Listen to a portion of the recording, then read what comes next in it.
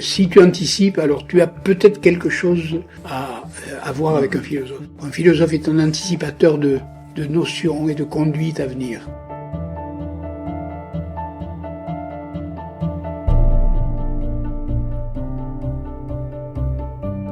Nous avons, pendant ces rencontres, tenté de dessiner les contours d'un nouvel humanisme, un humanisme plus tolérant, plus respectueux, plus moral, mieux fichu. Pour ce dernier rendez-vous avant la restitution finale, Pierre Zaouy, vous allez prendre le contre-pied du mieux pour nous parler du moins bien, de l'imparfait, de ce qui cloche, qui vacille, de tout ce qui tangue un peu. Pierre Zaouy, vous êtes philosophe, spécialiste de Spinoza, de Hume et de Deleuze. Vous êtes le cofondateur de la revue Vacarme. Vous êtes maître de conférences en philosophie à l'université Paris-Cité. Et vous avez notamment signé La traversée des catastrophes, La discrétion ou l'art de disparaître en 2013. Récemment, vous avez écrit Beauté de l'éphémère, apologie des bulles de savon. Et comme vous le dites dans cet ouvrage, le vrai monde, c'est l'incongru surgi de nulle part, le non-ajusté, le non-ajustable par essence, un peu comme une fragile bulle de savon qui flotte dans l'atmosphère. Cet amour ou cet intérêt pour l'imparfait, pour l'imperfectible, vous le partagez avec Michel Serres, qui écrit ceci dans Le Contrat naturel. « Concevez un système parfait, le voici le plus fragile possible. Pour qu'il s'adapte au changement, il faut le concevoir et le construire inversement, muni de jeux, comme on dit de rouages qu'ils ont du jeu, c'est-à-dire des faiblesses. Toute évolution ne naît que des fragilités. » Ma première question, qu'est-ce que vous inspire cette idée de Michel Serres selon laquelle on a besoin de jeu, on a besoin de fragilité pour exister?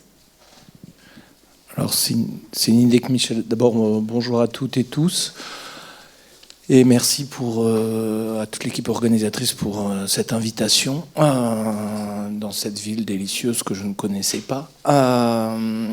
Cette idée de Michel Serres, c'est une idée qui court tout au long de sa philosophie, qui redécouvre pas avec Le Contrat naturel, et qui est que il y a quelque chose dans la fragilité, mais aussi dans le non-ajusté, dans le non-accompli, qui produit le mouvement de la science, le mouvement de la vie et le mouvement de l'action. Et que, de ce point de vue-là, cette idée, après l'apologie des bulles de savon, plaidoyer pour une humanité imparfaite, c'est beaucoup de plaidoyer de défense. J'ai un peu l'impression d'être au tribunal, mais... Et puis, il faut faire un petit peu attention quand... on prend de l'âge. À trop défendre l'imperfection, ça fait un peu prêcher pour sa paroisse. Mais j'aime beaucoup cette idée que, et je pense qu'il faut s'en protéger contre une espèce de folie du jour, où on veut augmenter la nature humaine de plus en plus, où on veut se parfaire de plus en plus, où on veut s'ajouter de nouvelles perfections, à la fois physiques et psychiques. C'est assez beau de s'intéresser aussi à ce qui fonctionne pas très bien. De ce point de vue-là, c'est l'idée venue d'un poème d'Yves Bonnefoy dans Hier régnant désert, qui s'intitule L'imperfection et la cime. Et il dit l'imperfection et la cime, ça ne veut pas dire qu'il n'y a pas de perfection, ça ne veut pas dire qu'il faut se passer entièrement de la perfection, mais il dit la perfection est le seuil. Et au fond, aller au-delà de ce seuil-là, aller au-delà de ce qui est fini pour accepter que notre imperfection commune, ça me semble être une voie absolument nécessaire face à tous ceux qui sont en train de couper l'humanité en deux, en essayant de faire d'un côté une humanité de plus en plus parfaite et de l'autre côté une humanité de plus en plus avachie et rejetée. Mais il y a une différence entre perfection et perfectibilité. La perfectibilité, c'est quand même un des propres de l'homme. Le bébé humain, c'est l'être qui naît le plus imparfait. Je crois que c'est ce qu'on appelle la néothénie. Son cerveau est encore un peu mou, il n'est pas très bien formé. Est-ce que la perfectibilité, le fait de toujours vouloir s'améliorer, c'est pas quand même la plus grande puissance de l'homme? Je pense pas. Je pense pas à cette idée de la perfectibilité, au fond, qui n'est pas du tout la perfection. Puisqu'au fond, dans l'idée de perfectibilité, il y a l'idée de se parfaire de plus en plus et de se surpasser de plus en plus. Alors que dans l'idée de perfection, c'est presque l'inverse, il y a l'idée de limite. Et de ce point de vue-là, l'idée de se limiter, puisqu'au fond, la chose parfaite, perfectare en latin, ça veut dire mettre la dernière main à, achever.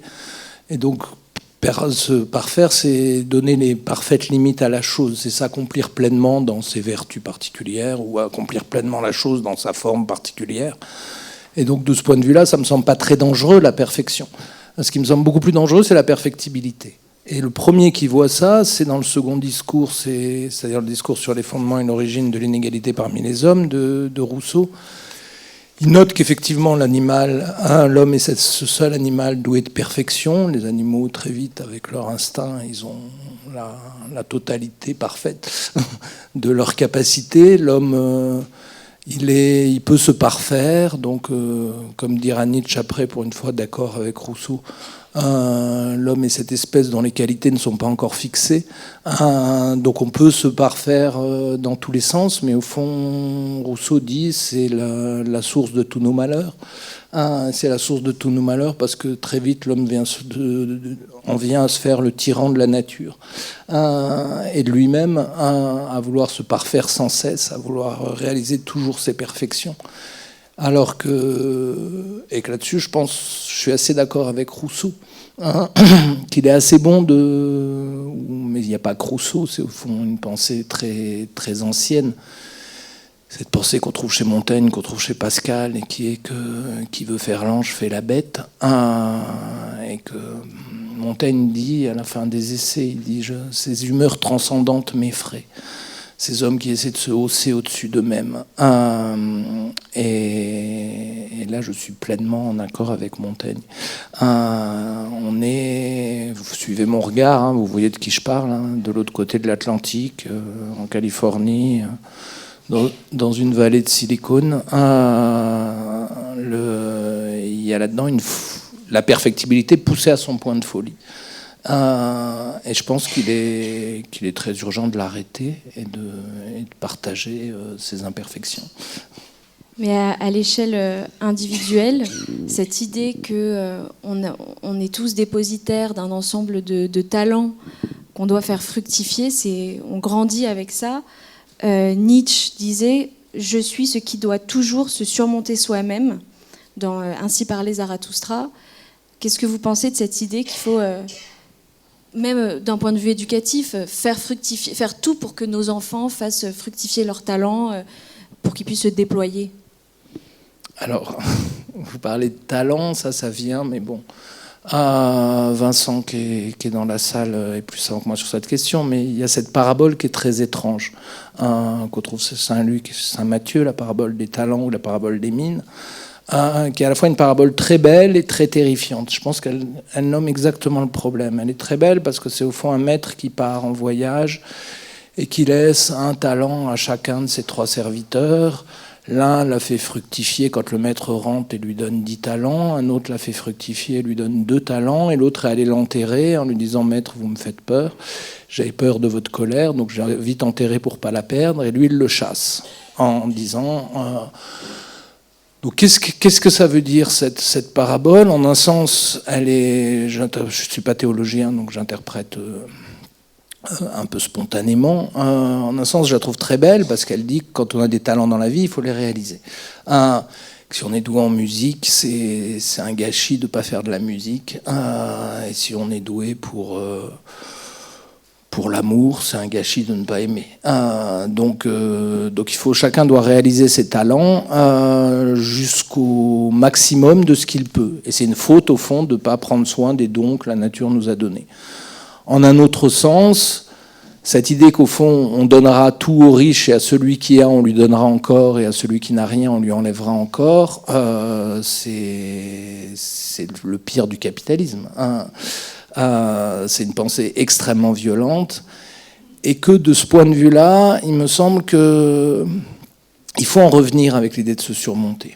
Alors, j'ai eu 20 ans, on dirait plus, mais j'ai eu 20 ans. Quand j'ai eu 20 ans, J'ai lu Nietzsche, la philosophie de Deleuze, que j'ai trouvé formidable. Il faut pousser les forces jusqu'au bout de ce qu'elles peuvent. Bon, son interprétation de l'exigence de surpasser Nietzsche. Je trouvais ça très beau, cette idée qu'il fallait réaliser toutes ces puissances en soi et qu'au fond, il fallait essayer d'actualiser. Et puis maintenant, j'en doute de plus en plus. D'abord, après Nietzsche, la philosophie, j'ai lu différentes répétitions de Deleuze où, au fond, la plus haute figure du penseur, il dit c'est la larve. Bon, la larve, c'est pas l'image qu'on se fait du plus haut penseur. Il n'y a pas grand monde qui a envie de devenir une larve. Mais au fond, il dit seule la larve peut supporter les torsions et les mouvements forcés de la pensée. Et la grande difficulté qu'il y a à penser. Après ça, il y a ce fait qu'au fond, l'anthropologie nietzschéenne qui pose que l'homme est cet animal qui doit sans cesse se surmonter, c'est au fond le grand leitmotiv du Zarathustra, mais c'est le grand leitmotiv des 3 premières parties. Et on sait que les nazis ne lisaient qu'une édition faite par la sœur de Nietzsche, la mauvaise sœur de Nietzsche, qui avait publié d'abord le Zarathustra qu'avec ses 3 premières parties. Les 3 premières parties du Zarathustra, c'est l'appel du surhomme, et c'est cet appel sans cesse à se surmonter, et à se dépasser soi-même. La 4e partie, elle est très importante, parce que si vous voyez le résultat, alors là, le nazisme, ça marche plus du tout, parce qu'il fait le tableau des hommes supérieurs, et c'est une galerie de crevés becquetiens. Le dernier pape, l'assassin de Dieu, le consciencieux de l'esprit, au fond, c'est pas grand-chose. Et à vouloir aller trop vite vers le surhomme, on est des hommes supérieurs, et les hommes qui se prennent pour des hommes supérieurs, c'est des hommes encore plus inférieurs que le commun des humains. Donc je pense qu'il est important non pas de réaliser toutes les puissances qu'on a en nous, mais d'en laisser aussi en jachère. Qu'il ne faut pas tout actualiser. Tout ce qu'on est capable de faire, et ça c'est quand même l'immense défaut de l'humanité, dès qu'elle a un nouveau jouet, elle veut s'en servir. Je pense qu'il y a des jouets, la bombe atomique, d'autres jouets comme ça, dont il est sage de se passer, de ne pas réaliser. Et ça vaut pour les innovations technologiques récentes, évidemment, tout ce que je dis là. À propos de cette histoire de larves, vous mettez quand même dos à dos ce que vous appelez une humanité avachie, où l'homme serait devenu obsolète, remplacé à peu près partout par la machine, et de l'autre, cette humanité augmentée qui veut absolument devenir immortelle, etc. Et moi, j'ai l'impression qu'avec cette arrivée de l'IA, parfois, on se sent tout petit, on se sent humilié, on se sent ridicule.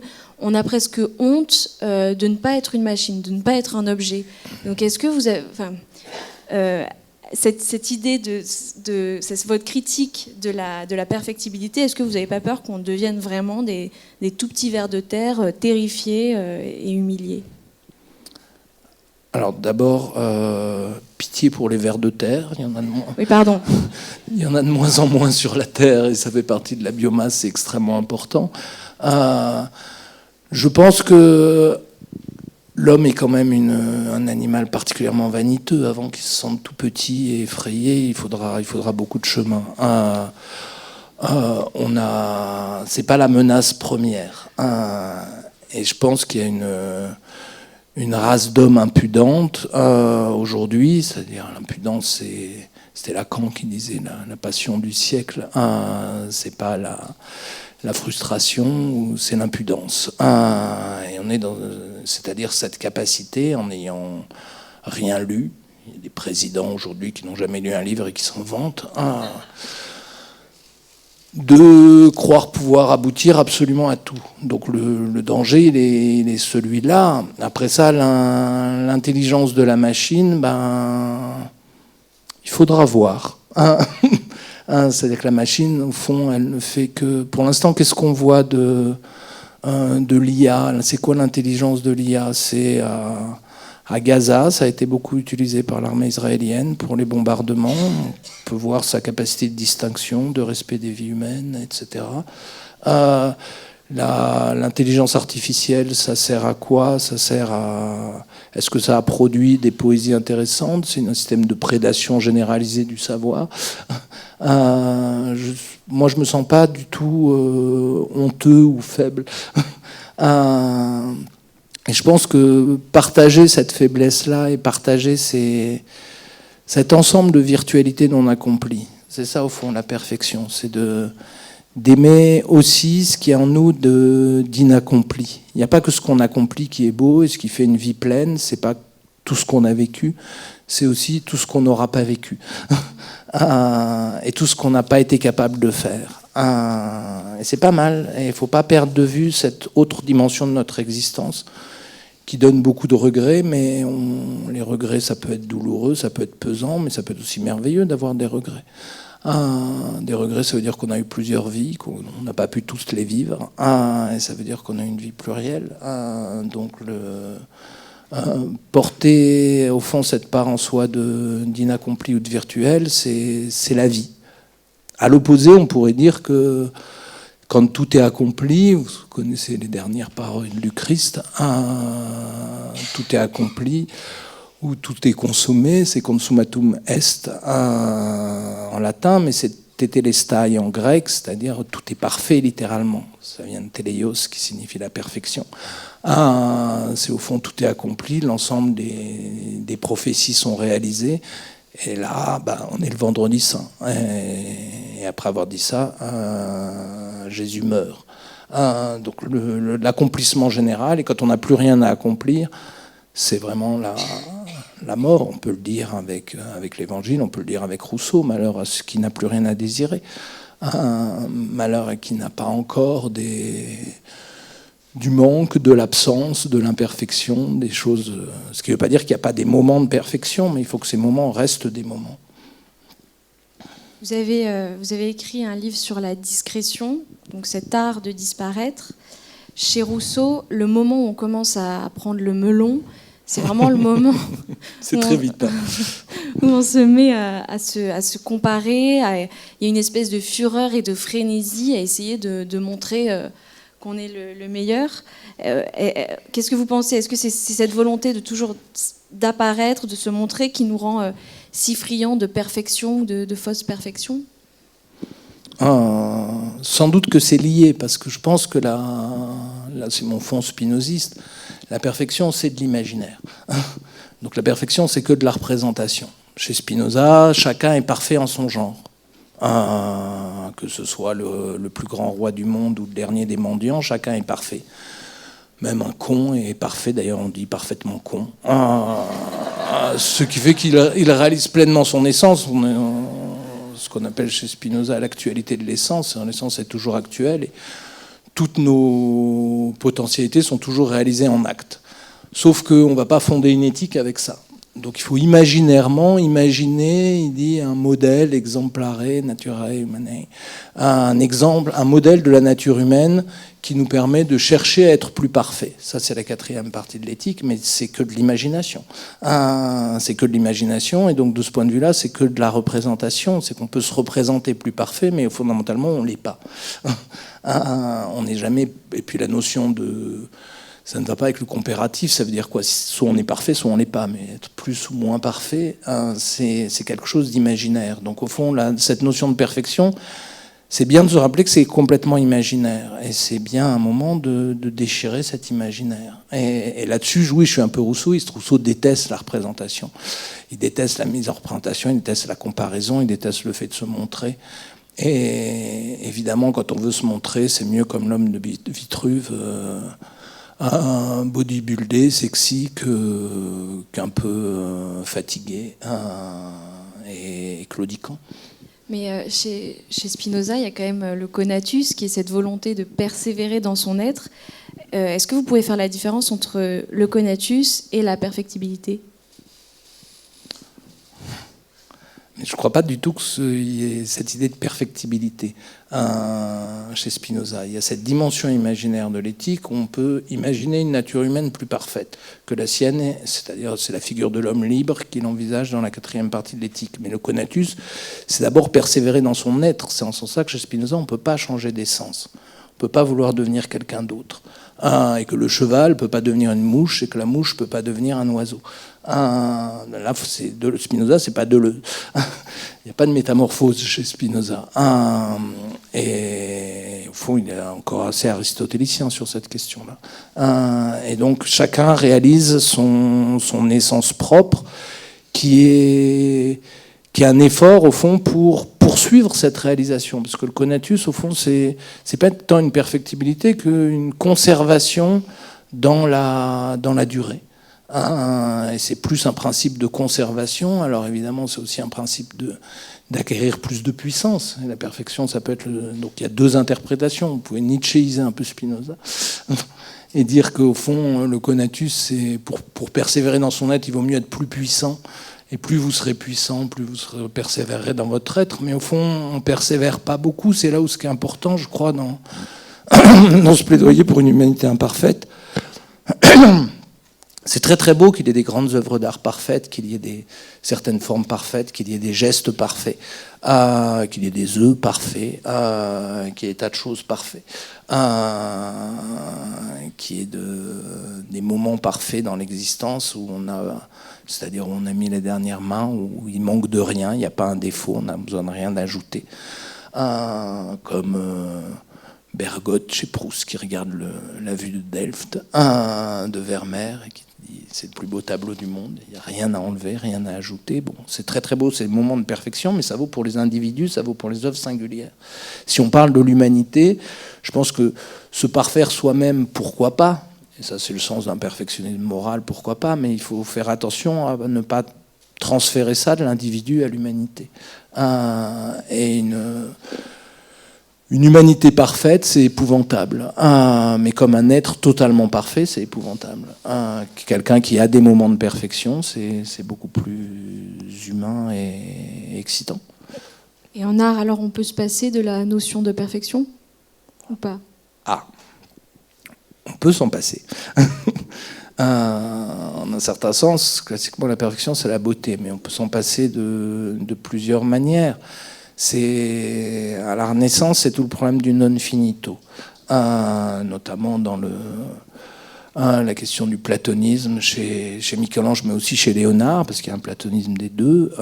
Michel-Ange et Léonard finissent pas grand-chose. Léonard a fini une dizaine d'œuvres et il laisse en chantier l'essentiel de leurs œuvres qui sont pas finies. Et au fond, l'essentiel, c'est le premier geste, parce qu'au fond, la forme finie, on connaît le Moïse, on connaît le David de Michel-Ange, on connaît la chapelle Sixtine, mais à côté de ça, il y a énormément d'œuvres qui ne sont pas finies, parce qu'au fond, le non fini porte en lui cette puissance de l'idéal infini que ne peut pas donner la forme. Et que de ce point de vue-là, dans l'idée il peut y avoir une plus grande splendeur dans un tableau, ou dans une fresque, ou dans une sculpture non finie, c'est Rodin et d'autres qui comprendront ça très bien, que dans une structure finie. Après, il y a aussi toute la dimension qui est autre chose, c'est-à-dire que la forme et la perfection, elle est toujours à venir à la Renaissance. Et puis, vous pouvez être aussi romantique allemand, où là, c'est une esthétique du fragment, c'est-à-dire que la perfection, elle est toujours perdue. On n'a que des fragments de cette perfection perdue, et on peut que travailler sur des fragments. Mais au fond, c'est cette... Dans l'ensemble, alors après, il y a des tas d'autres choses. Dans la grâce castiglione, si on revient à la Renaissance, la sprezzatura, la grâce suppose de négliger un certain nombre de choses. Et au fond, pour accéder à la perfection suppose un certain nombre de scories ou d'imperfections ou de choses non finies. Même l'une des formes de vertu les plus parfaites dans l'éthique nicomèque d'Aristote, le magnanime, c'est celui qui néglige les petites choses, qui ne regarde qu'aux grandes choses. Et donc dans cette négligence-là, il y a aussi un renoncement à l'idéal de perfection. Et au fond, toute une part de l'esthétique est nourrie par cet amour de l'imperfection, qui est au fond l'œuvre comme work in progress, comme mouvement permanent au travail, comme processus, bien davantage que comme résultat.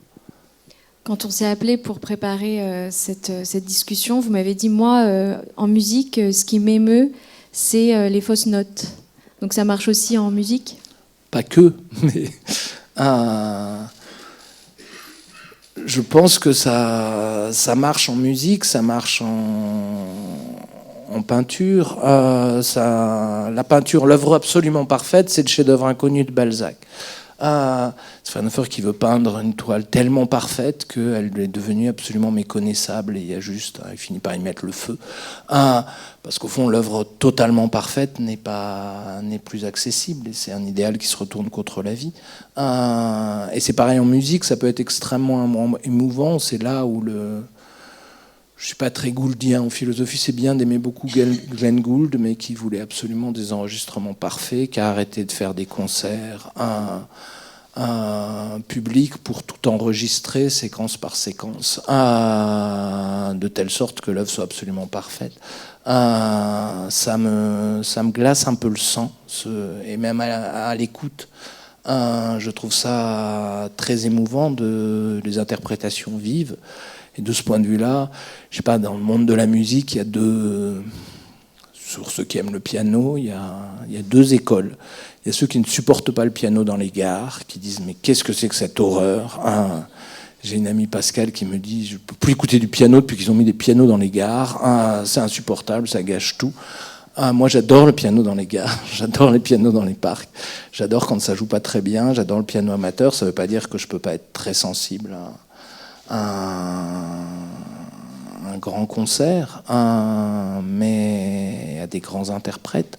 Mais c'est aussi très très très très touchant l'enfance de l'art dans ses formes incoatives et dans ses formes naissantes. Et que là aussi quelle humanité voulons-nous pour demain ? C'est très très beau qu'il y ait des virtuoses et qu'il y ait des maestros, mais c'est très très beau aussi qu'il y ait énormément d'amateurs. Et je trouverais ça catastrophique si ça vaut pour ça vaut pour la musique, ça vaut pour le sport. Ce serait catastrophique s'il y avait que des équipes professionnelles et puis des supporters avachis dans les tribunes ou sur leur canapé à manger des cacahuètes et à crier à mort l'arbitre. C'est très très beau qu'il y ait un continuum et qu'il y ait des équipes amateurs. Et mon fils qui a fait du rugby, puisqu'on est à Jeun, on peut parler rugby. Bon, je suis désolé, c'était au Racing. Mais bon. C'est une équipe très très aimée généralement dès qu'on quitte la périphérie parisienne. Mais c'était incroyablement émouvant de les voir jouer et de voir l'énergie à laquelle on avait peur, avec une peur absolument, parce que c'est quand même un sport un peu violent, mais il y avait et quand ils arrivaient à faire un mouvement d'ensemble sans faire tomber le ballon, ce qui était rare quand même, enfin en minime, en poussant, il y avait une sorte de jubilation qui était, du fond de cette imperfection-là sortait un mouvement parfait qui donnait un sentiment de beaucoup plus grande perfection que les matchs de ma jeunesse quand j'habitais Grenoble et que je regardais des Grenoble-Aurillac 3-3 sous la neige. C'était pas formidable.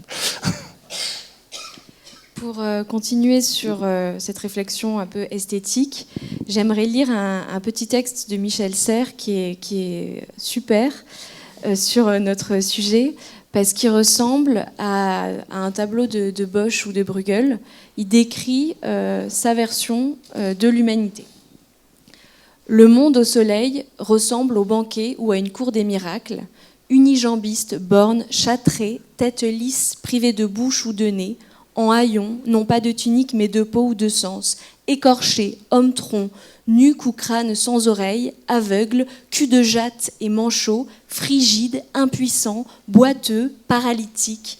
Voilà qui mange à table, voilà pour qui le festin bat son plein, passant, badaud, entrant, sortant, occupé à se saouler, anesthésié d'un sens ou muni d'un membre fantôme, corps non fini, mal bâti, peu éduqué, inconscient de nos trous, manque, mauvais raccords, tous rattrapés, rachetés, compensés, complétés par une hâtive orthopédie, jambes de bois, prothèses, bandages, mains de plastique ou nez de cuir, dentiers, crochets, godemichés, dissimulant sous l'artifice l'espace de néant, cachant l'engourdissement sous l'obésité, chacun criant verbe hurlant son existence ou essayant d'imposer son langage, disant sur l'agora sa catégorie, croyant accomplir le miracle d'un corps uni, fini, harmonieux, plein, complet, par l'émission de la parole publiée, mais racontant parfois comme un aveu vite échappé que depuis l'aurore des temps, nos corps souffrent, découpés, les habits ne cachent pas la peau, ils montrent au contraire ces rapiessages et coutures, tous nus. Pierre Zaoui, que vous évoque ce tableau proposé par Michel Serres d'une humanité toute de guingois mal fichue? Elle est très belle, cette humanité. De ce point de vue-là, c'est le plus proche de Bruegel que de Bosch. Chez Bosch, c'est quand même l'humanité pécheresse, et la misère de l'homme sans Dieu qu'il peint un petit peu. Alors que là, c'est quand même, ça ressemble à une fête au village d'un tableau de Bruegel avec Hegel aimait beaucoup Bruegel. Il disait c'est un peu le dimanche de la vie, ces scènes de patinage ou ces scènes de fête dans les et là, c'est ça que je trouve très beau dans cette humanité, c'est justement cette diversité-là. Une humanité imparfaite, c'est l'humanité dans la diversité la plus radicale et qui coïncide pas avec elle-même. C'est-à-dire que ne cherchons pas à fixer une essence de l'humain, à dire un homme c'est ça, un homme ça s'empêche, un homme ça se tient, un homme ça fais ceci et fais cela et tu seras un homme mon fils. Non, je crois pas. C'est bien qu'il y ait des mouvements d'invalidation de ses propres puissances. C'est ça qui fait un peu ici, et ça me fait penser à, en un sens, c'est tout Michel Serres. Ça me fait, quand vous m'aviez fait lire ce texte, ça m'a fait penser au passage du Nord-Ouest. Je crois que c'est Hermès 5, qui a un très beau texte de Michel Serres sur la recherche. Alors, il pose la question, il cherche un passage, une communication entre les sciences humaines et les sciences dures, mais au fond, il décrit toutes ces recherches dans l'Arctique canadien d'un passage du Nord-Ouest, comment passer, tous les bateaux qui se sont perdus, et puis de temps en temps, ça passe. Et c'est ça, au fond, une humanité imparfaite, c'est une humanité qui ne coïncide pas avec elle-même, qui n'est pas totalement accomplie, mais de temps en temps, ça passe, de temps en temps, quelque chose se fait, de temps en temps, une communication s'établit. De temps en temps, on est capable de passer d'un registre à un autre, et on voit des gens capables de communiquer entre eux. Ça m'était arrivé une fois à Los Angeles, un jour où je cherchais la ville que jamais je ne trouva, et au pied d'un grand building, il y a un banquier d'affaires qui descend, fumer sa cigarette, et il y a un rasta qui passe dans la rue et qui lui demande une cigarette, il lui passe et il commence à tailler le bout de gras tous les deux, et là je me dis mais c'est formidable la cigarette, ça permet de faire communiquer des univers qui n'auraient jamais communiqué. Et là, ils ont quelque chose à partager pendant quelque temps. Et au fond, c'est ça qui peut être très beau, c'est d'être capable d'inventer des formes de partage incongrues. Et ça, c'est possible que dans une humanité qui ne communie pas dans un même modèle parfait, dans un même modèle de perfection. Le texte parle aussi quand même d'orthopédie. Donc cette volonté de redresser, alors là c'est plutôt redresser de manière douce, mais on a quand même des milliardaires américains qui cherchent à corriger tous les défauts, soi-disant, de l'humain, à commencer par sa finitude. Qu'est-ce que ça vous évoque, cette espèce de frénésie dans la volonté de rester? Ça m'évoque... Heureusement qu'ils n'y arriveront pas. Heureusement quand même que le transhumanisme ou le voyage sur Mars sont quand même que des contes de fées pour milliardaires désœuvrés, et qu'ils n'arriveront pas à vaincre la mortalité, qu'au contraire même. Je pense qu'à force de se parfaire, c'est... Pensez à la W de Pérec. Dans cette île consacrée, qui ressemble à un camp de concentration, consacrée à la plus haute performance et à la plus haute perfection de tous les athlètes. Et puis à la fin, à quoi ils arrivent? En saut en hauteur, ils dépassent à peine 1 mètre. À la course, ils font 17 secondes ou 18 secondes aux 100 mètres. Et c'est une humanité qui, à force de se parfaire, est devenue complètement débile. Et c'est ça l'enjeu. Je ne suis pas technophobe, j'ai rien contre l'hybridation, mais il faut juste un contrôle extrêmement serré. Ce qui est absolument fou, c'est que ces entreprises sont laissées dirigées par des fous, sans aucun contrôle collectif. Et je pense que, je ne suis pas pour la fermeture de l'IA, mais je pense qu'il est absolument criminel de laisser l'IA en dehors d'un contrôle démocratique. Ça ne peut pas appartenir à des firmes privées. C'est des objets qui sont, pour le coup, qui participent à la construction ou à la destruction du general intellect, de l'intelligence collective. Et donc de ce point de vue-là, ça appartient pleinement. Il faut une appropriation. Il faut se réapproprier collectivement ces outils-là, et pas laisser, là justement, penser à l'humanité complète et pas le laisser à des individus particuliers. Sinon, ce sera... Ils ont un agenda quand même assez clair. Ils veulent réinventer une guerre des races. Je crois qu'ils ont une très haute conscience du réchauffement climatique, de tout ça, et leur enjeu, c'est de dire, ok, le réchauffement climatique, ce sera la mort d'une partie de l'humanité, et ce sera pas nous. Donc c'est pas du tout des gens, ils sont pas aussi bêtes que Donald Trump et d'autres, mais c'est pas des climato-sceptiques. Je pense que c'est des gens qui ont tranché, ok, il y aura quelques milliards de morts, mais pas nous. Et comment faire pour qu'on survive, soit ici, soit sur des îles. Donc il y a un mouvement de sécession de l'humanité qui est extrêmement grave, et que je pense que l'humanité, pendant très longtemps, elle a tout fait pour empêcher. Il n'y a pas de sécession de l'humanité. Et nul homme n'est une île, même pas un milliardaire. Voilà. Sur une note un peu plus joyeuse, vous avez écrit un livre sur les bulles de savon. Une bulle de savon, c'est quand même un rond parfait. J'aimerais que, qu'est-ce que la bulle de savon dit de notre humanité? Est-ce que finalement c'est pas un peu l'image de la perfection, bizarrement? C'est la perfection, le cercle c'est la perfection, la perfection c'est la ligne droite. Et ce que j'adore dans les bulles de savon, c'est que c'est une perfection, et ça c'est une perfection qui me va très bien, qui est extrêmement éphémère. Ce qui me terrifie, c'est ce que Éluard appelait le dur désir de durer, de marquer la perfection dans la pierre, de dresser des monuments. On étouffe, on croule sous les monuments. Ce dont on a besoin, je crois, c'est d'anti-monuments, ou c'est de laisser la place à justement l'autre moitié de notre vie qui est l'éphémère. Dans notre vie, on construit quand même un peu des choses.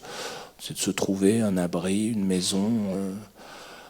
des amitiés un peu durables. Si ça change tous les jours, c'est pas très agréable. Et puis il y en aura bientôt plus. C'est bon pour les caractériels, donc on essaie de se faire des relations.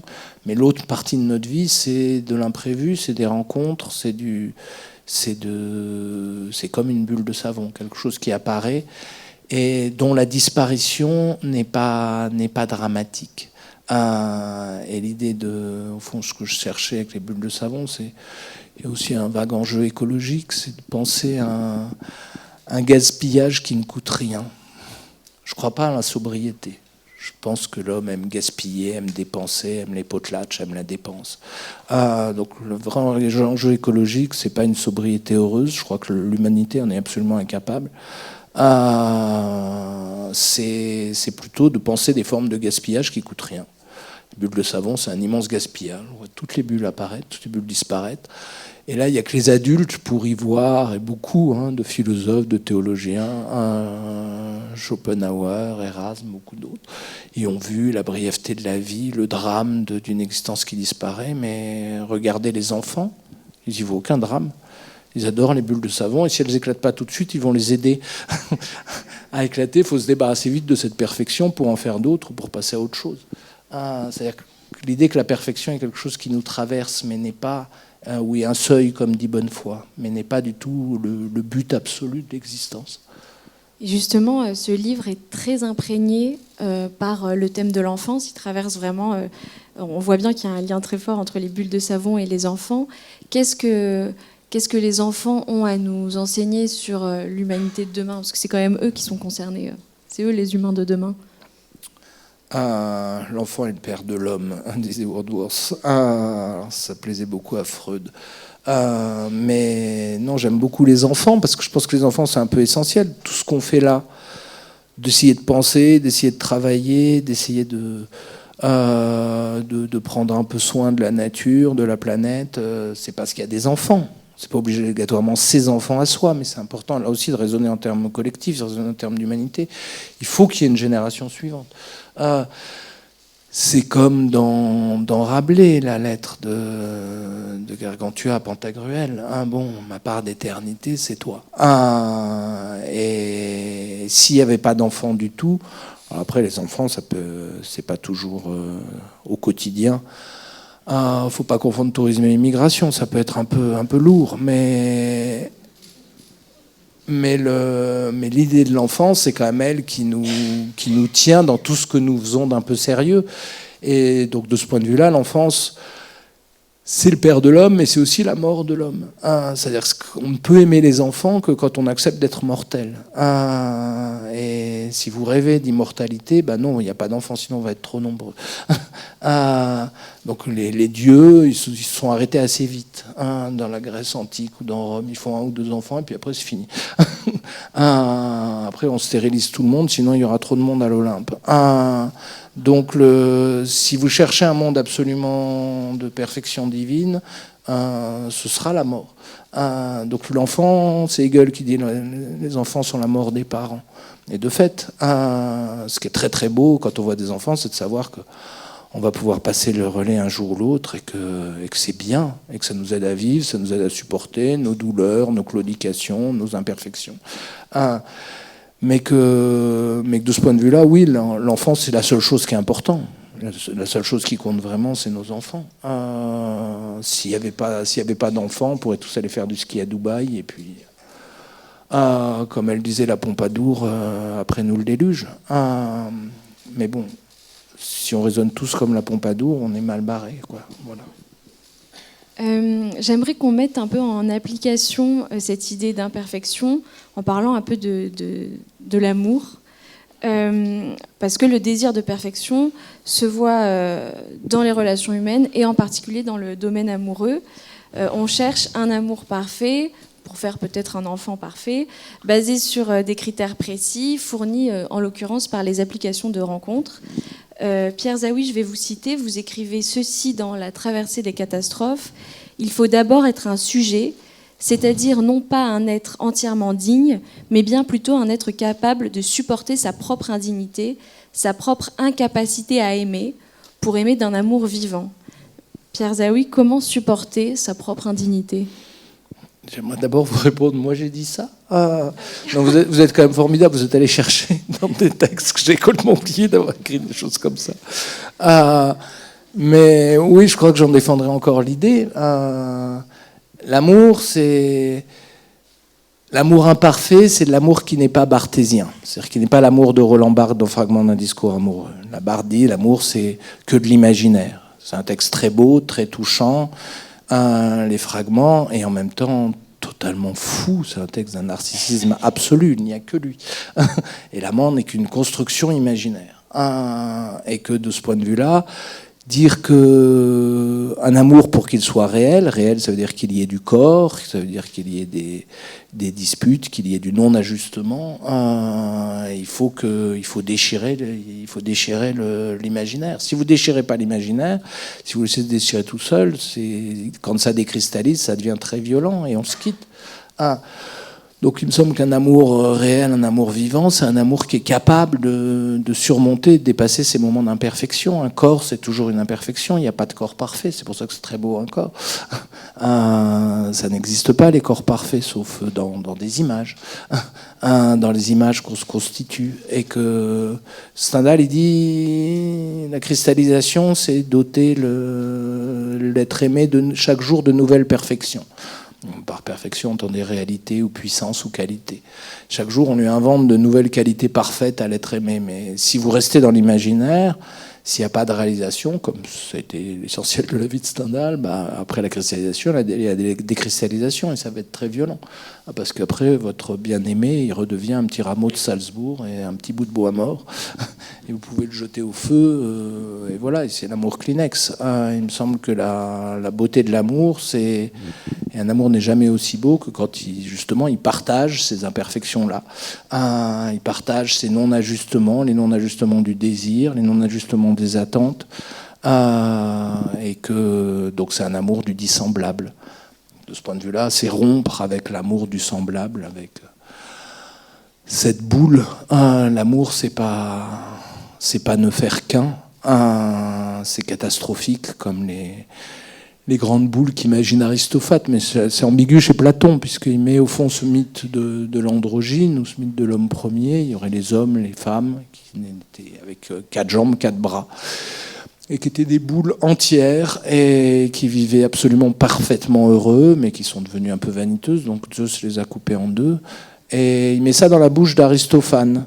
Donc Aristophane, c'est quand même l'ennemi de Platon. Donc Platon, il s'en moque un petit peu. C'est pas sûr du tout qu'il adhère à ce propos-là. Et en tout cas, moi, j'y adhère pas du tout. Sinon, on est chez Woody Allen. C'est-à-dire, l'amour, c'est ne faire qu'un, c'est-à-dire moi.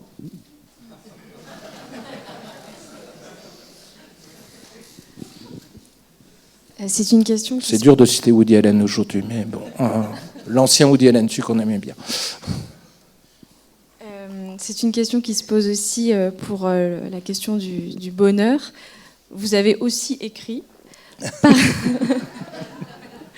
Parions qu'il est encore possible de penser le bonheur sans y renoncer, y compris au milieu des catastrophes, c'est-à-dire de penser un bonheur rude, difficile, imparfait, mais réel. Est-ce que c'est ce bonheur-là qu'on peut souhaiter pour l'humanité de demain ? Ben oui, bien sûr. Je pense qu'il est quand même important de pas renoncer au bonheur, parce qu'on peut reconnaître du bonheur à peu près partout. Mais justement, c'est un bonheur qui n'est plus le bonheur de la perfection. Chez Aristote, le bonheur dans l'Éthique à Nicomach, il est défini comme l'activité de l'âme selon la vertu la plus parfaite. Alors, il y a d'infinis commentaires là-dessus, mais au fond, l'idée de bonheur, c'est lié spontanément, on est tous aristotéliciens, c'est lié à cette idée de perfection. Il manque rien. Vous êtes tous là, voilà. Un beau mariage, il y a mes parents, mes enfants, mon amant, etc. Et puis bon, il y a les coulisses aussi, il y a les choses qu'on a glissées sous le tapis. Mais il faut accepter de vivre avec des tapis, avec des choses dessous. Il faut accepter ces formes. Donc concevoir un bonheur qui n'est plus chercher à parfaire absolu, à avoir tout ce qu'on aime, tout ce qu'on voudrait. Cette folie de l'art immersif où on veut nous faire aujourd'hui aimer l'art par toutes les coutures, par la vision, par l'écoute, par l'odorat, par le toucher. Ça me fait très très peur. Moi, j'aime pas m'immerger dans ces bulles épouvantables. Je préfère les voir s'envoler et disparaître.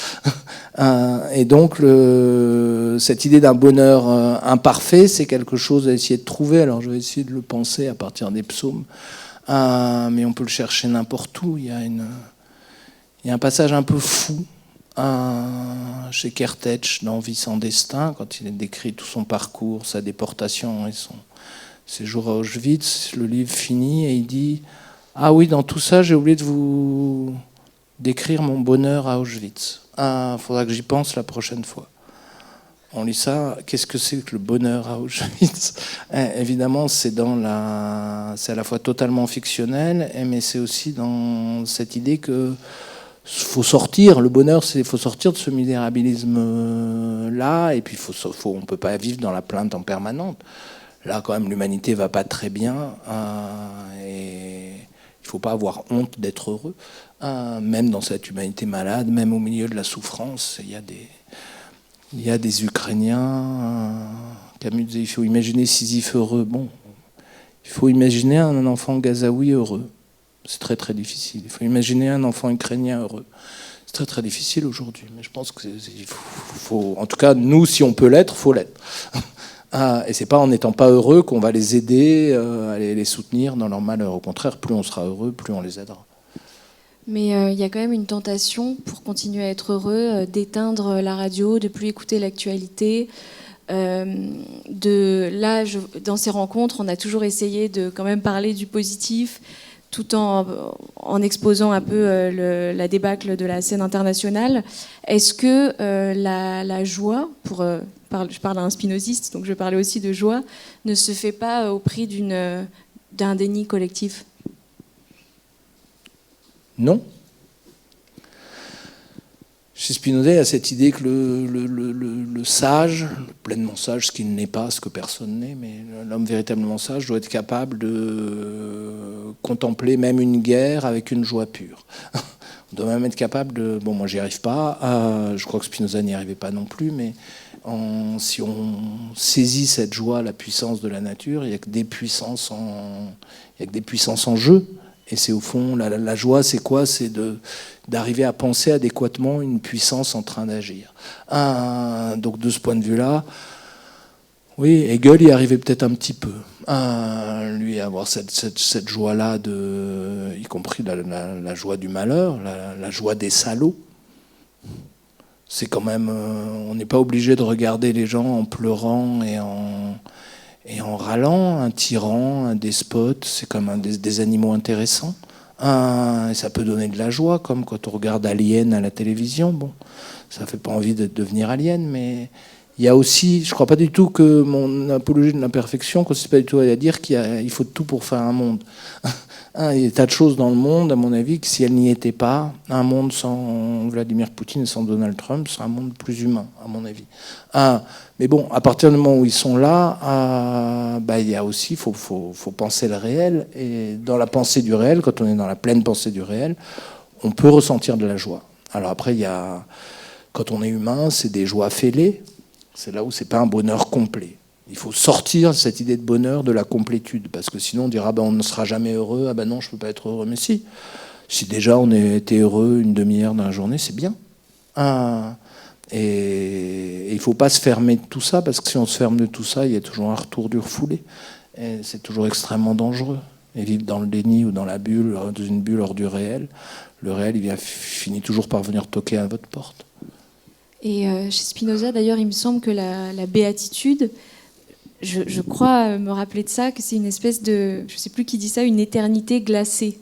Donc l'idée que quand on est parfaitement, quand on est à notre maximum de joie, finalement il y a quelque chose d'un peu inhumain, ou en tout cas de glacial, d'un peu froid, quoi. Je ne crois pas du tout que ce soit une éternité glacée. La béatitude, c'est compliqué. C'est le troisième genre de connaissance. Est-ce qu'on peut accéder vraiment au troisième genre de connaissance? Et là, Spinoza nous dit dans la 5e partie de l'éthique, mais là, c'est une partie, on est au-delà du genre rationnel. Nous, on fait de la philosophie, on est dans le second genre. On pose des relations. Et on pense à partir de notions communes. Bon, le troisième genre de connaissance, celui qui nous fait accéder à la béatitude, c'est cette joie purement active, où on saisit pleinement, on comprend intégralement la singularité des choses. Et on participe à l'amour intellectuel de Dieu pour lui-même. Est-ce que j'ai été capable de pleinement comprendre cette proposition 35, Dieu s'aime lui-même d'un amour intellectuel infini? Ça fait 35 ans que je me bats avec, je ne suis pas sûr de la comprendre vraiment pleinement. En tout cas, je crois à peu près voir, mais est-ce que j'en ai fait l'expérience? Parce qu'il dit, nous expérimentons que nous sommes éternels. Et c'est quoi l'expérimentation que nous sommes éternels? C'est un arrachement à la durée, mais qui n'a rien de glacé, puisque ça porte au contraire la nécessité, toute la richesse, toute la chaleur d'une expérience que vous avez eue, qui fait que moi je comprends, qu'on peut comprendre très simplement que quand on a aimé vraiment quelqu'un, toute la part de vérité qui est dans cet amour est éternelle, même quand l'autre meurt ou quand l'autre vous jette comme une vieille chaussette. Ce qu'il en reste, c'est la part de vérité, en tout cas qu'il en reste, est absolument éternelle. Et c'est le contraire de quelque chose de glacé, c'est quelque chose qui vous réchauffe très considérablement. Je ne sais plus, pareil, qui c'est qui dit ça, mais... c'est un salaud, c'est un méchant. Non, je n'ai pas fini. Je me souviens d'une citation qui dit « Aimer quelqu'un, c'est lui dire « toi, tu ne mourras point ». Ça m'a fait penser à ce que vous veniez de dire. Vous avez un dernier... quelque chose à rajouter ou... Non, mais c'est vrai que c'est quelqu'un qui dit « toi, tu vas bientôt mourir », c'est pas très sympa. Mon fils, quand il a eu 4 ans, il me disait « mais t'as quel âge, papa ?» C'était il y a longtemps. Je lui disais « 35 ans ». Il me disait « mais tu vas mourir dans l'année ?» Je lui disais « peut-être pas, alors l'année prochaine ». « Oui, sans doute l'année prochaine ». « Bon, alors ça va, il te reste 1 an, ça va, t'es tranquille. » Pour lui, 1 an, évidemment, c'était très très considérable. Ça me faisait pas hyper plaisir. Donc oui, je suis d'accord. Quand on aime quelqu'un, on n'essaie pas de lui dire « tu vas mourir bientôt ». Vivre avec un memento mori, c'est pas très agréable. Pendant cette discussion, on a parlé des fausses notes et on a la chance d'être accompagné de Raphaël Imbert qui va pouvoir illustrer en musique cette idée d'imperfection parfaite ou de parfaite imperfection.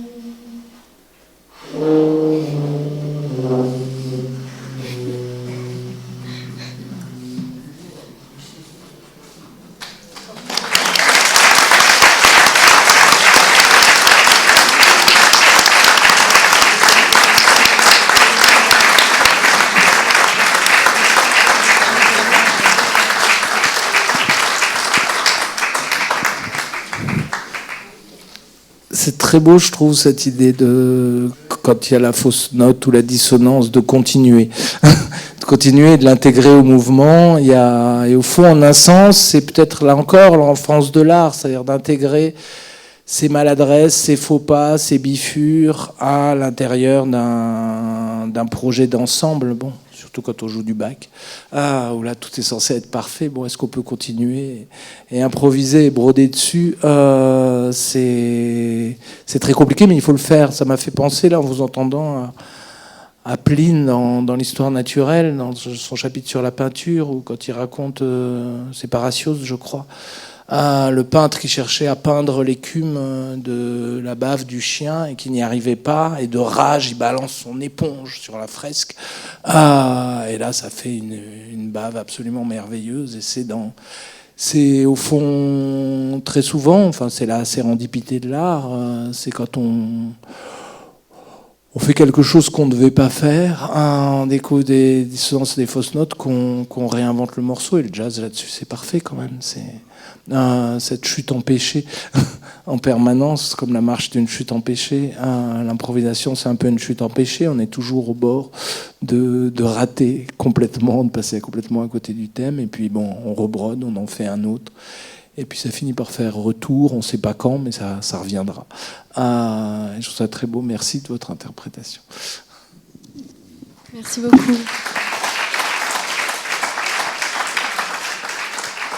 On a 25 minutes à peu près pour prendre les questions de la salle. Profitez-en parce que Pierre Zaoui ne sera pas à la clôture, donc c'est le moment pour lui poser vos questions.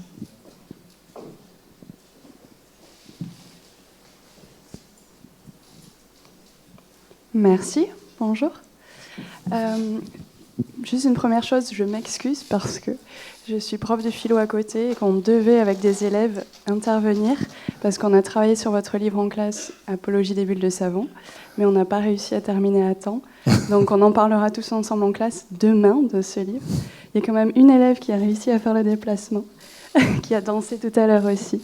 Donc merci d'être venue et on continuera à faire vivre vos idées en classe demain.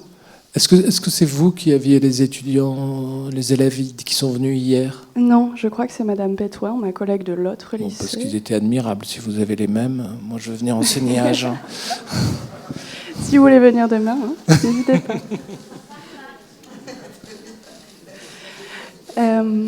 J'aurais une question à propos de la relation à la philosophie à partir du moment où on a dit ce que vous dites et où on applique ce que vous proposez. Parce qu'il me semble que vous vivez sincèrement ce que vous dites. Ça se voit sur votre visage, votre façon de réagir. Et je me dis, mais maintenant que vous avez dit et trouvé un peu un mode de vie ou un rapport au réel qui vous semble être juste, comment vous allez continuer à philosopher ensuite ? Parce que vous avez dit l'essentiel. Et du coup, à quoi elle peut servir, la philosophie, une fois qu'on a trouvé le rapport juste ?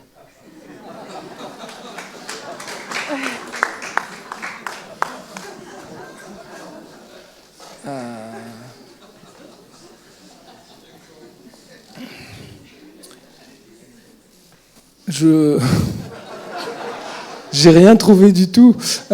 Dieu soit loué.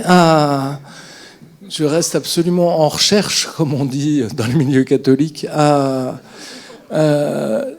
Et c'est pareil pour la philosophie. L'important, c'est la recherche, c'est le mouvement, c'est pas d'avoir trouvé. Et de ce point de vue-là, c'est pour ça que je suis aussi touche à tout. C'est que je suis parti avec Spinoza, mais j'ai pas pu rester dans Spinoza. Il y a une phrase à la fin qui fait qu'on doit toujours. Enfin, c'est Husserl qui disait que le philosophe est un éternel commençant ou un éternel recommençant, et que quand une forme commence à se fixer, quand je commence à trouver, je crois, une forme de vie ou une manière de vivre qui tient à peu près la route, comme celle qui tient le mieux la route, c'est Spinoza quand même, je pense. Au bout d'un moment, ça m'ennuie, donc il faut l'abandonner et faire autre chose. Et c'est ça, cette idée que l'imperfection est la cime. C'est que même quand vous trouvez une forme à peu près parfaite, faut la fuir.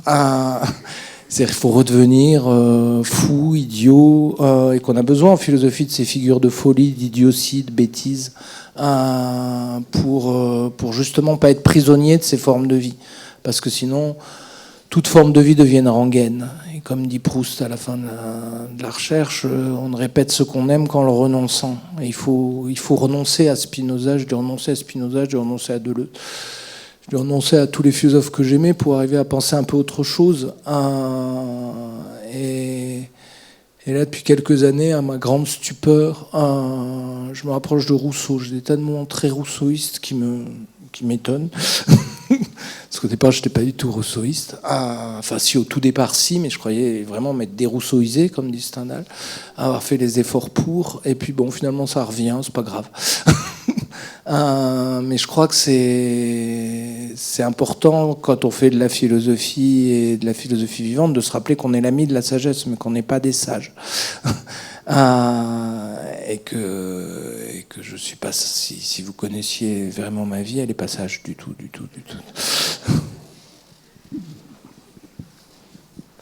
Vous avez parlé de la joie.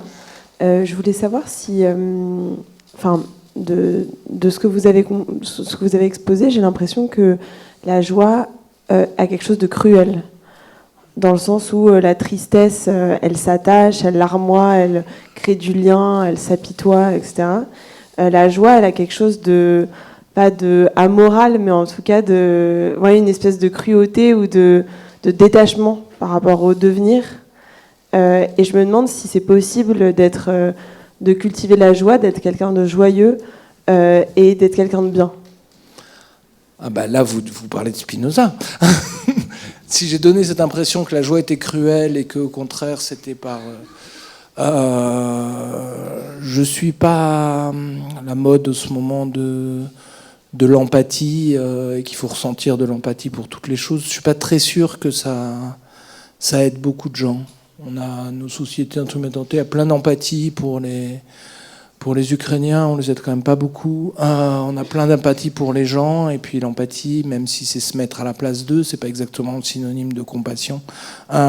Donc non, là-dessus, Nietzsche disait que la compassion était notre plus grand danger. Oui, on peut avoir de la compassion pour les animaux qui souffrent, pour la viande, pour beaucoup de choses, mais il faut se méfier quand même de la compassion, et je pense que c'est que dans la joie et qu'on arrive à fonder des formes de moralité. Donc je défends absolument toutes les formes de joie, y compris dans le plus grand des malheurs, et quelle que soit la cause que vous défendez, quel que soit ce qui nous reste on peut avoir de la joie. Et la joie, chez Spinoza, c'est cette augmentation de la puissance d'affecter et d'être affecté.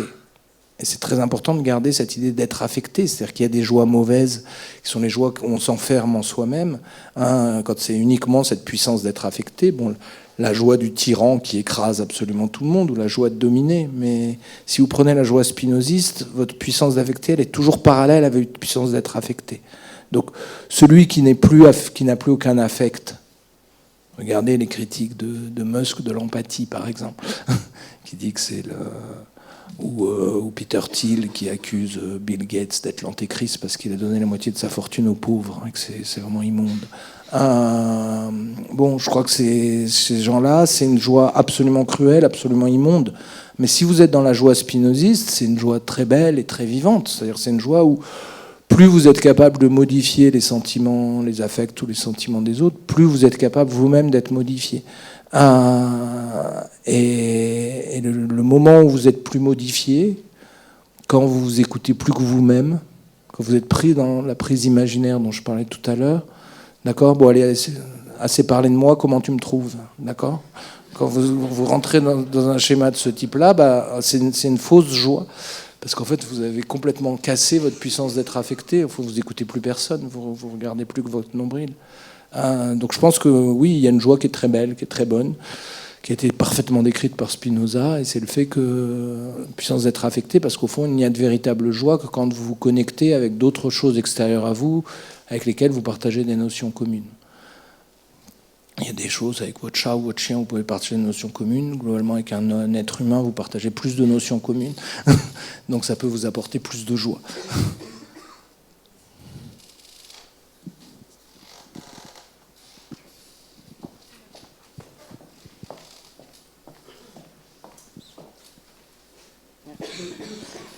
Vous nous avez beaucoup parlé de la joie, et du coup me vient dans la tête la tristesse. Qu'est-ce que vous pensez de la tristesse lorsque vous dites que la joie est belle, qu'elle doit être bonne? Est-ce que la tristesse peut être belle, bonne, et peut nous apporter également? Oui, je pense. Là-dessus, je ne suis pas spinoziste. Chez Spinoza, joie, augmentation, c'est les deux grandes modifications du désir. Il y a une puissance fondamentale, qui est le conatus, ou pour l'homme le désir, et le désir se modifie, soit comme joie, soit comme tristesse. La joie, c'est l'augmentation de la puissance, la tristesse, c'est la diminution de sa puissance. Alors chez Spinoza, il y a quelques tristesses qui peuvent être bonnes.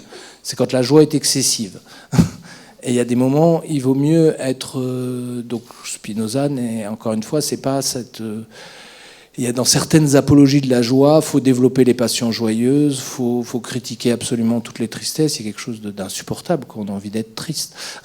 Après, ce qui est intéressant, c'est d'essayer de penser des formes de tristesse active. C'est-à-dire il y a la tristesse totalement dépressive. Chez Spinoza, ça s'appelle la mélancolie, dans un sens un peu ancien. C'est quand l'ensemble des parties du corps sont affectées de tristesse en même temps. Et là, c'est difficile de s'en sortir, parce que tout est triste en soi. Mais là, c'est indéfendable, il faut expulser. Ce genre de tristesse, c'est vraiment absolument mauvais, c'est extrêmement dangereux. Mais en revanche, une tristesse qui déséquilibre un peu la situation, une tristesse quand ça nous est triste, des fois se prendre une bonne baffe à notre vanité, c'est bien. Des fois se prendre une bonne baffe à notre égoïsme ou simplement à prendre la frustration. Ça, c'est des tristesses qui sont absolument nécessaires. Ou à prendre même certaines formes de dépression, pas la dépression complète. Pierre Feyida parlait des bienfaits de la dépression. Il peut y avoir quelque chose de vivant là-dedans. La seule chose qui est importante, c'est pas de complaisance. C'est-à-dire que c'est pas parce qu'on est triste qu'on sera plus profond, qu'on sera plus juste, qu'on sera plus humain. Il y a des tas de gens qui sont très tristes et qui sont absolument inhumains, qui sont complètement cons. Donc la tristesse n'est pas du tout un critère de validité, mais il y a des formes de tristesse qui sont évidemment extrêmement belles. Quand il a composé ses nocturnes, Chopin, je ne crois pas qu'il était habité par une joie démente, mais c'est très très beau quand même. Donc oui, mais il faut aimer la tristesse en mouvement. Ce qui est très dangereux, en tout cas quand on est plus encore que dans la joie, il faut toujours regarder le mouvement et poser le mouvement en premier, mais dans la tristesse, c'est très important d'avoir une tristesse active et joyeuse, une tristesse qui s'arrête, une tristesse qui s'auto-contemple elle-même, c'est une tristesse qui risque de nous attirer vers le gouffre. Voilà. Rapidement, je rebondis, mais les prophètes de l'Apocalypse ont parfois quelque chose de séduisant. On a sur cette idée de complaisance, on est rapidement happé par quelqu'un qui programme le pire. Et vous me disiez justement que parfois il faut au contraire beaucoup de courage pour proposer une pensée optimiste. Alors que parfois on associe l'optimisme à une forme de candeur, de naïveté. Oui, c'est-à-dire la formule de Gramsci, optimisme de la volonté, pessimisme de l'intelligence, me semble en partie une formule fausse, parce que quand on est optimiste, on est obligé vraiment de réfléchir. Le pessimisme est un peu paresseux. C'était Elias Sambar qui disait ça il y a quelques années, je ne sais pas s'il sera encore capable, vu la situation, de dire ça aujourd'hui, le fondateur de la revue des études palestiniennes, qui disait bien sûr, du point de vue de l'intelligence, il n'y a aucun espoir nulle part là, dans ce qu'on voit se dessiner, mais en même temps c'est toujours trop paresseux de dire c'est foutu. Et que l'optimiste, lui, il est quand même obligé de continuer à travailler, à chercher une solution, à chercher une voie de sortie, à chercher une issue. Et de ce point de vue-là, cet optimisme au sens propre, qui cherche simplement à optimiser sa situation, même si elle est complètement catastrophique, me semble assez intéressante. C'est-à-dire, c'est la capacité à tirer d'une joie de n'importe quel moment, y compris le pire. Le condamné à mort qui monte à l'échafaud, qui glisse sur une marche, qui se casse le nez, qui dit la journée commence mal. Bon, il est encore capable d'arracher un peu de joie dans une journée qui ne va pas se finir très bien, vraisemblablement non plus. Donc là, c'est cette joie-là, et c'est Foucault dans sa préface à l'Anti-Oedipe, la traduction américaine de l'Anti-Oedipe, qui disait ça: quelle que soit la cause que vous défendez, vous pouvez la défendre avec joie. Aussi triste soit-elle, aussi douloureuse soit-elle, vous pouvez la défendre avec joie. Et au fond, cette capacité de retirer de la joie, même dans les moments les plus poignants de l'existence, c'est ça la philosophie. Si elle doit nous servir à quelque chose, c'est à ça. Au moment où vraiment on n'a pas envie de rire et on n'a pas de joie au cœur, c'est là où il en faut. Avec les grandes joies factices de la fête foraine, non, c'est pas la fête foraine, mais c'est des joies plus invisibles et plus profondes, mais plus conquises sur le livre de Satan, quoi. D'autres questions ?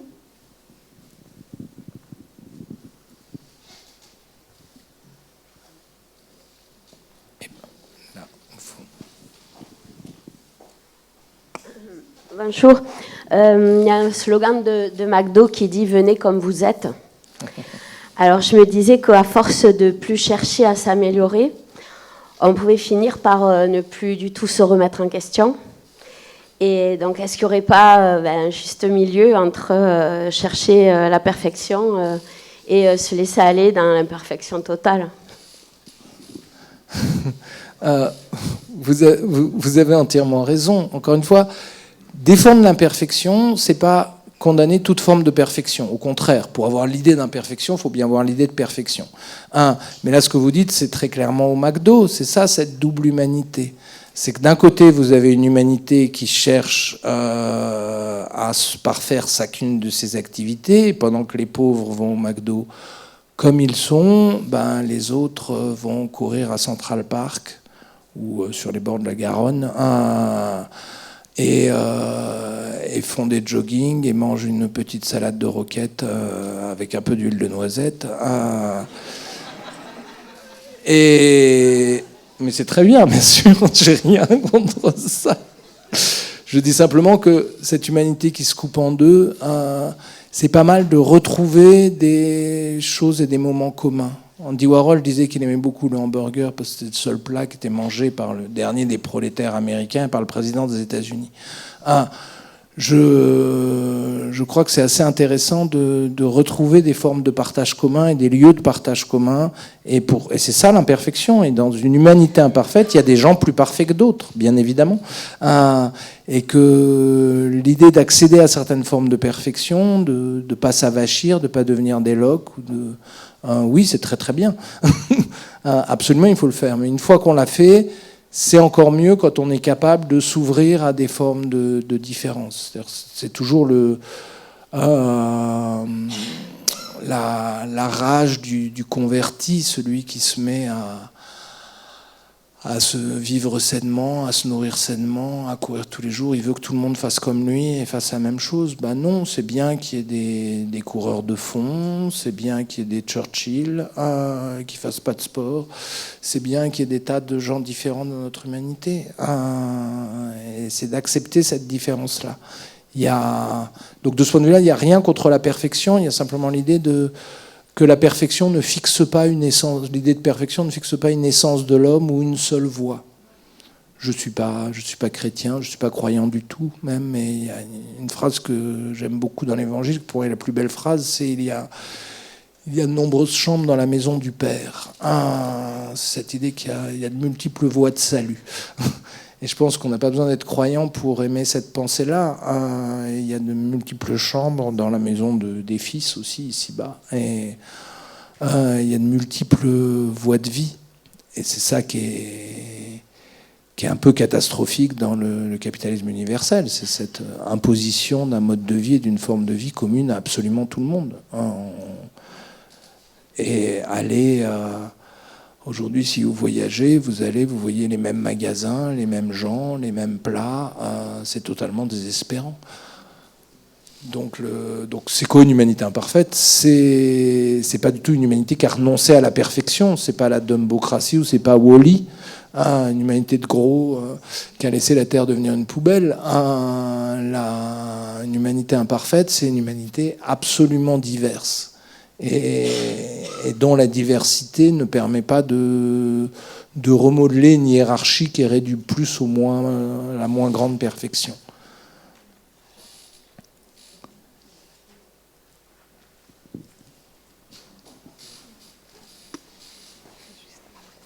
Merci. À vous écouter, il me vient en mémoire un poème d'un poète du XVIIIe siècle, Oudard de la Motte, qui raconte le poème suivant. Ce sont 4 amis qui se réunissent régulièrement pour échanger leurs idées. Mais ils ne sont jamais d'accord. Et donc ça se termine souvent en pugilat, et ils sortent chacun un peu déçus de voir que leur amitié prend des coups, en quelque sorte. Et à un moment donné, ils font appel à un dieu, alors je ne sais plus lequel dieu, en disant ça serait bien sur nos esprits, de faire venir justement la félicité entre nos goûts, nos pensées, nos espoirs, etc.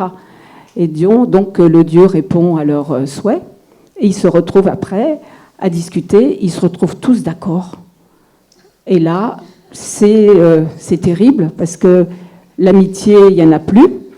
Et le conte se termine avec la phrase « L'ennui vient de l'uniformité ». Je suis tout à fait d'accord avec votre conte, et vous dites qu'il vient, je ne connaissais pas du tout, vous dites qu'il vient du XVIIIe siècle. Là, on passe du XVIIIe. D'accord, il vient en tout cas de notre modernité. C'est là où se rompt quelque chose dans l'idéal grec, et l'idéal plus grec que romain. Les Romains et les Grecs en sont morts. Les Romains ont duré beaucoup plus longtemps. Les Romains aiment la diversité. Et au fond, ils respectent un peu tous les peuples. Et si vous payez le tribut à Rome, vous avez le droit de garder vos lois, vos dieux. Et vous pouvez devenir citoyen romain. Et les Nîmois sont des Romains. Et les Lyonnais étaient des Romains. Et on est sans doute plus à Rome, à Nîmes, que dans la banlieue romaine d'aujourd'hui, comme on est plus en Grèce, en Sicile, que dans la banlieue d'Athènes. Mais donc cet amour de la diversité, c'est une conquête moderne, c'est-à-dire que c'est aussi beau, une amitié, c'est aussi, ça passe par la séparation, ça passe par le négatif, c'est-à-dire ça défait l'image du semblable. Ça défait cette idée que l'ami, c'est celui qui pense comme moi, qui est avec moi. Et je crois que Souleymane Bachir-Diagne parlait hier d'une tribalisation absolue. On est en train de revenir dans des formes d'entre-soi qui sont absolument terribles. Et c'est merveilleux d'avoir des amis qui ne pensent pas du tout comme nous et qui ont des opinions absolument différentes. Et qui soutiennent pas la même équipe de rugby, et qui n'ont pas les mêmes valeurs. Et c'est dans cette amitié-là un peu rugueuse et justement imparfaite parce qu'elle n'est pas dans la coïncidence. Elle n'est pas dans la bulle d'amitié où tout s'entend bien, et elle se rejoue aussi à chaque fois. Et donc elle est aussi en danger, parce qu'une amitié où il n'y a pas de coïncidence, ça peut à un moment déraper. Et je pense que la vraie amitié, c'est une amitié qui peut mourir. Les amitiés, comme les amours, peuvent mourir, mais de leur mortalité, c'est ça qui en fait la beauté. Parce que sinon, vous êtes dans la légende prête à Aristote, le grand penseur de l'amitié comme partage du semblable. La phrase sur son lit de mort, quand tous ses disciples sont réunis, il leur dit « Mes amis, il n'y a pas d'amis ». Soit il y a des amis, soit il n'y a pas d'amitié du tout. Si, il y a plein de formes d'amitié, mais des amitiés mortelles. Des amitiés mortelles parce que la vraie amitié moderne, c'est une amitié qui ne coïncide pas avec elle-même. Donc votre compte est parfait. Bonjour, j'ai une question pour vous un peu naïve. Et je vous ai entendu parler 2 fois de la Bible. Je me dis que vous la connaissez.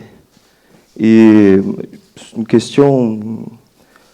Pensez-vous que la conception exhaustive de l'amour développée par Saint Paul dans les premières lettres aux Corinthiens puisse être considérée comme idéal éthique universel?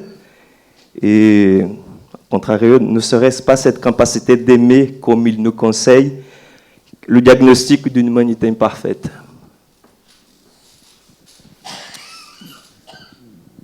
Pour Spinoza, oui. C'est cette figure du Christ, puisqu'au fond, le Christ, on le connaît d'abord par saint Paul, c'est quand même lui qui invente le christianisme. Et dans les premières lettres aux Corinthiens, cette apologie de la charité, puisqu'au fond, c'est tout. Même l'espérance et la foi, une fois arrivés au paradis, ne seront rien.